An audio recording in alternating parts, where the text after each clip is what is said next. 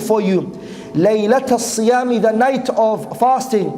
Ar-rafath, intimacy with your wives. Ila nisaikum, to your wives. Hunna libasul lakum, your wife is a garment for you.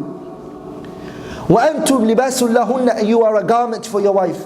You're going to ponder here. What does a garment do for you? The garment does the following. Number one, the garment, it covers your awrah. So your wife doesn't tell the people your mistakes and your shortcomings. The husband doesn't tell the people his wife's shortcomings. He doesn't talk about his wife to the people about it. He's a garment. The garment doesn't tell the awrah of a person. The person's pondering here. Also, the garment makes you look beautiful. When you dress nicely, if you take off your clothes, you don't look good. When you wear your clothes, you look good. You're chubby, you're fat, but you wear a type of clothes, people go and say to you, subhanAllah, you lost a lot of weight. So the wife is like that for the husband. She beautifies him. When he's out and about and his face is, she puts cream on his face. The same is the husband. He makes sure that when he buys himself something from outside, he buys something for her as well. The point is, we're pondering on the verse. This is what the ayah mentions. And the ayah goes on. So these verses, when Allah subhanahu wa ta'ala mentions it, كَذَلِكَ, He says at the ending, يُبَيِّنُ, Allah clarifies for you, آيَاتِهِ, His verses, لِلنَّاسِ لَعَلَّهُمْ يَتَّقُونَ. And He does this for you, so you can come with piety. I'm clarifying the verses for you. I'm explaining these matters for you. And this is ahkam shar'iyya, which is halal and haram.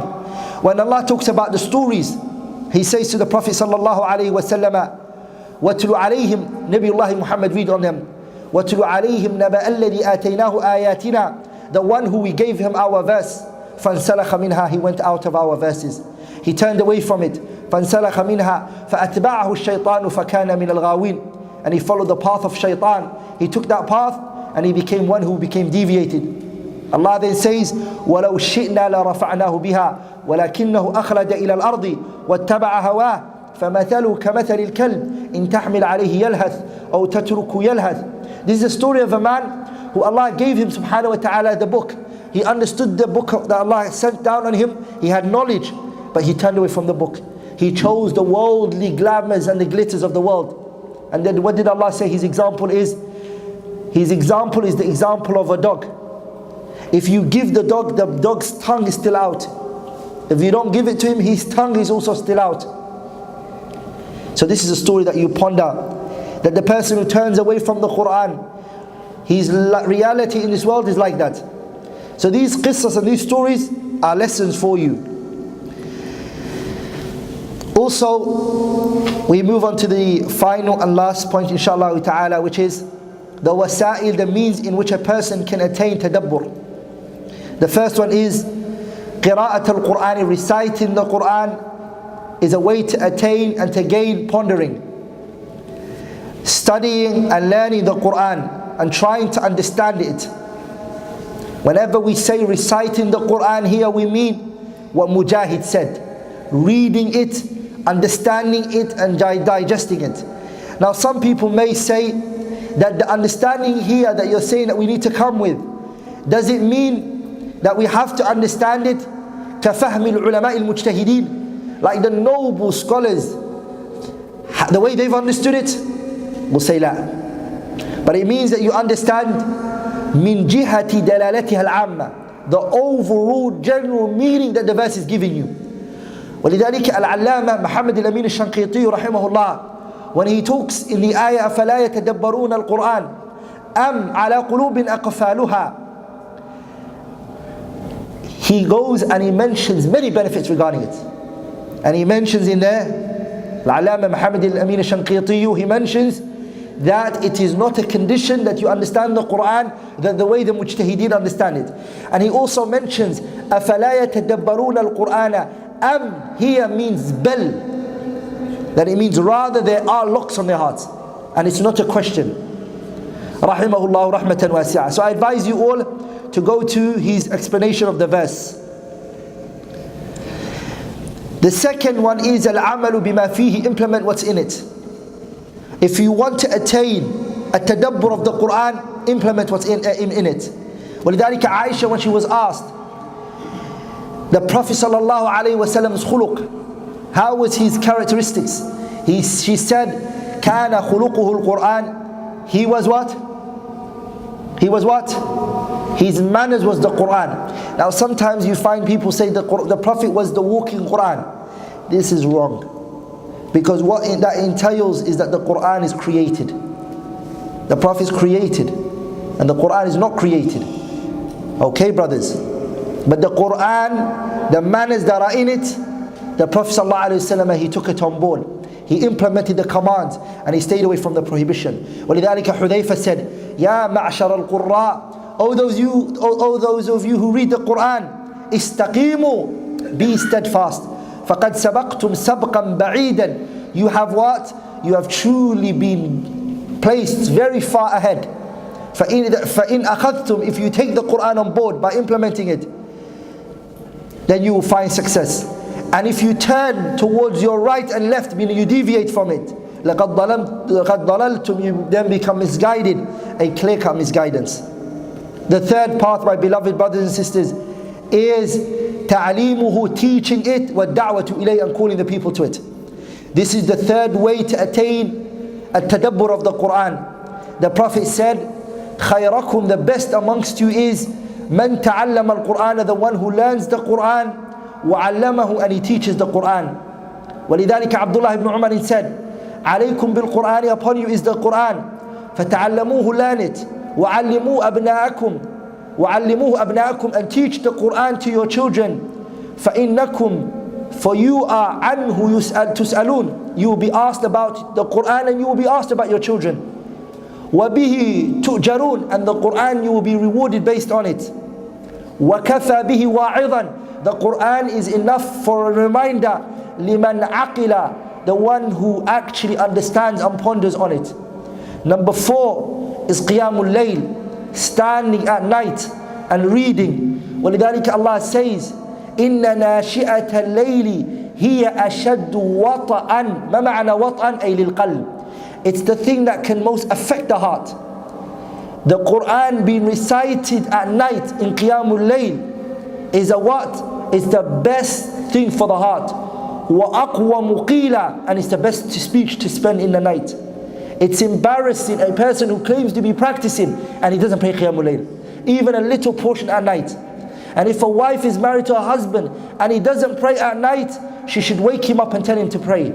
And if a husband has a wife and she doesn't pray qiyamul layl, he should try to wake her up and make her pray. This is the relationship the spouse need to have. It's embarrassing and it's wrong that you don't pray qiyamul layl and you don't have a portion at night. Wallahi, it's embarrassing. Wabillahi, it's embarrassing. Watallahi, it's embarrassing. Because Allah comes down subhanahu wa ta'ala the last third of the night, and you're what? You're sleeping. And it's the time you want to ask Him for so many things. And you want to wa ta'ala. And this is the best time for you to ponder on the Qur'an, because there's nobody else to show off to, and there is nobody else to read the Qur'an for. وَلِذَلِكَ Abdullah ibn Mubarak, he said, سَأَلْتُ سُفْيَانَ الثَّوْرِي, I asked Sufyan al-Thawri, I said to him, الرَّجُلُ إِذَا قَامَ إِلَى الصَّلَاةِ أَيُّ شَيْءٍ يَنْوِي بِقِرَاءَةِ وَصَلَاةِ. If a person, he stands at night and he prays, other riwayat have shown that he's referring to at night, what is it that he intends and what is it that he reads the Qur'an for? He says, يَنْوِي أَنْ يُنَاجِي رَبَّهُ. He reads it, the intention behind it is to converse with his Lord, speak to his Lord. And the best time for that is the late night, because Allah comes down subhanahu wa ta'ala. 5 is istihdarul qalb 'inda qira'atih, reading the Qur'an with a mind that is clear and away from any distraction. People read the Qur'an sometimes and they are playing with something, or they are laughing, or they even WhatsApping and texting. وَلِذَلِكَ Abdullah ibn Mas'ud said, مَنْ أَرَادَ الْعِلْمَ, anyone who wants knowledge, فَلْيُثَوِّرُ الْقُرْآنَ فَإِنَّ فِيهِ عِلْمَ الْأَوَّلِينَ وَالْآخِرِينَ. Abdullah ibn Umar said, as Ibn Hazm rahimahullah narrated, من طريق شعبة عن أبي إسحاق بن مرة عن عبد الله بن عمر, that Abdullah ibn Umar said, anybody who wants knowledge of the early people and the ones to come, all of knowledge, You don't need philosophy. You don't need فَلْيُثَوِّرِ الْقُرْآنَ. What does he mean by فَلْيُثَوِّرِ الْقُرْآنَ? Let him turn his eyes regarding on the Mus'haf, on the Qur'an. Let him turn over the pages. Let him read this Qur'an بِالتَّكْرَارِ وَالتَّدَبُّرِ, observing and pondering on it. Wallahi, anybody who wants honor, it's in the Qur'an for him. Because the Qur'an contains any knowledge that you need. Hassan al-Basri rahimahullah, he said, the people who read the Qur'an are one of three types. The first one is صِنْفٌ اتَّخَذُوهُ بِضَاعَةً يَأْكُلُونَ بِهِ. The first type of people are those who read the Qur'an and they want to get a worldly gain for it. Second type of people is صِنْفٌ أَقَامُوا حُرُوفًا وَضَيَّعُوا حُدُودًا. A group of people who've established its wording. When you hear the Qur'an and them reading it, the letters are correctly pronounced. The makharij, the mad, is it lazim, is it ghayru lazim, how much huruf is the mad here? They will tell you. They know it. They're very good at it. لكن ضيعوا حدوده. But its boundaries, they have forsaken it. No implementation on it. His beard is cut. After he finishes the recitation in reading the Qur'an, he goes and he smokes his cigarette. And we've seen many of those in Azhar, in Egypt, reciting the Qur'an. And when they read, your hair stands. الله نزل أحسن الحديث كتابا متشابها مثاني تقشعر منه جلود الذين يخشون ربهم. Your hair stand, the way that they're reading. But then when he goes out, wallahi, you see him smoking on the road, outside the masjid. This is a problem. The third type of people are sinfun, a type amadu ila dawa'i al-Qur'an. When they went to the Qur'an, they went there for a reason. They want cures from it. Amrad al-qulub, the illnesses of the heart and the illnesses on the body. They want to cure themselves. They want to mentally cure themselves. They want the Qur'an to be a solution for their problems. These are the people we want Allah subhanahu wa ta'ala to make us from amongst. Anything which I have said whilst I was speaking, any mistakes, any shortcomings, any errors, is from me and shaitan, and Allah and His Messenger are free from it. The best of speech is that which is short and it's to the point. اللهم اغفر لنا ذنوبنا وإسرافنا في أمرنا وثبت أقدامنا وانصرنا على القوم الكافرين. اللهم اغفر لنا هزلنا وجدنا وخطأنا وعمدنا وكل ذلك عندنا يا رب العالمين. اللهم لا تجعل الدنيا أكبر همنا ولا مبلغ علمنا ولا تسلط علينا بذنوبنا من لا يخافك فينا ولا يرحمنا.